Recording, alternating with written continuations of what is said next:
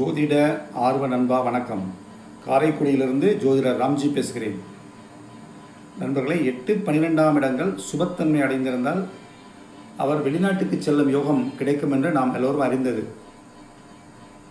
ஒரு ஜாதகத்தில் 12ஆம் இடம் என்பது அலைச்சலை குறிக்கக்கூடிய பாவம், அலைஞ்சு திரிஞ்சு வேலை செய்கிறது. 8ஆம் இடம் என்பது வம்பு விளக்கு என்று சொல்லப்பட்டாலும் 8ஆம் இடம் சுபத்தன்மையாக இருக்கும்போது சொகுசு வாழ்க்கை, திடீர் அதிர்ஷ்டம், உழைக்காமல் வர வருமானத்தை குறிக்கிறது 8. 8-12 ரெண்டுமே வெளிநாட்டு யோகமாக இருந்தாலும் 8ஆம் இடம் சுபத்தன்மை பெற்று வெளிநாடு செல்பவர் ஒரு கம்பெனியில் வேலை பார்த்து அதிக சம்பளமும் குறைந்த உடல் உழைப்புமாக இருப்பார். 12ஆம் இடம் வலிமை பெற்று வெளிநாடு செல்பவர் கடினமான உடல் உழைப்பு சார்ந்த வேலைகளை செய்கிறதுக்காண்டி வெளிநாட்டுக்கு போகிறவராக இருப்பார். குறைந்த வருமானமும் அதிக உடல் உழைப்பும் கொண்டவர் 12ஆம் இடம் சுபத்தன்மை பெற்று வெளிநாடு செல்பவர். 8ஆம் இடம் வலிமை பெற்று வெளிநாடு செல்பவர் குறைந்த உடல் உழைப்பும் அதிக சம்பளமும் சொகுசு வாழ்க்கையும் வாழ்பவராக இருக்கிறார்.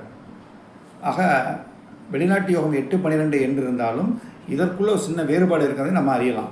இதை ஒரு நிறைய உதாரண ஜாதகங்களை பாருங்கள், நம்மளே கண்டு பார்த்துக்கலாம்.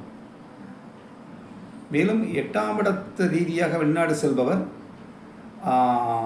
அங்கேயே பெர்மனண்ட்டாக வெளிநாட்டு குடியுரிமை வாங்கி பெர்மனண்ட்டாக அங்கே இருக்கிறதுக்கான வாய்ப்பையும் தருவார். 12ஆம் இடம் ரீதியாக வெளிநாடு சேர்றவங்க வெளிநாட்டுக்கு போயிட்டு ஒரு நாட்டிலேருந்து இன்னொரு நாட்டுக்கு போகிறது, திரும்ப தாய் நாட்டுக்கு திரும்புறது, திரும்ப இன்னொரு நாட்டுக்கு போய் அலைஞ்சு தெரிஞ்சுக்கிட்டே இருக்க மாதிரி தான் இருக்கும். ஒரு நிலை இல்லாமல் வெளிநாடு மாறிக்கொண்டே இருக்கிறார். 8ஆம் இடம் அப்படிங்கிறது இல்லை, ஒரு நிலையாக ஒரே இடத்துல நறுக்குன்னு இருந்து பெரிய சம்பாத்தியமும் நல்ல உயர்ந்த நிலையும் அடைகிறாங்க. ஆக 8-12 ரெண்டுமே வெளிநாட்டு பயணங்களாக இருந்தாலும் அதற்குள் வேறுபாடு இருக்கிறது என்பதை நாம் உணர்ந்து கொள்ள வேண்டும். வணக்கம்.